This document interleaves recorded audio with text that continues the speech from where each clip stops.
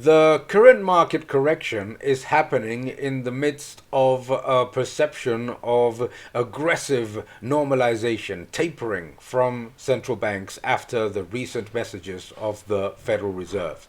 However, if we look at what the Federal Reserve is announcing as well as what the European Central Bank are announcing, we're talking about extremely dovish policies, even with that pace of tapering. Let's look, for example, at interest rates. If we look at the dot plot that the Federal Reserve has been mentioning, the interest rate path in the United States is going to show negative real interest rates for a decade. That means at least minus 50 basic points for an entire decade. If we look at the pace of repurchases, it's even more dovish because what the Federal Reserve is actually doing is only adapting itself to a lower net issuance from the federal government.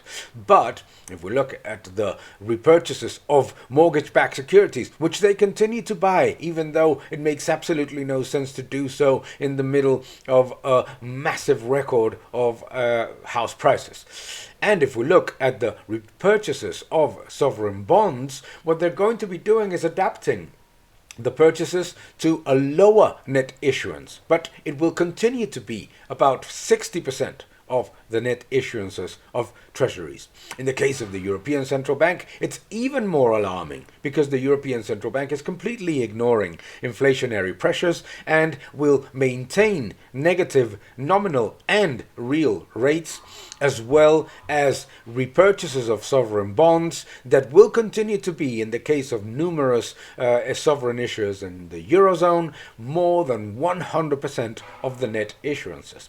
This means that the European Central Bank will continue to disguise real yields and real risk, and that investors that feel that there is a risk of aggressive normalization from central banks are probably misled by announcements that on the one hand are very unlikely to be implemented at the end, but more importantly will continue to be extremely dovish even if they are implemented.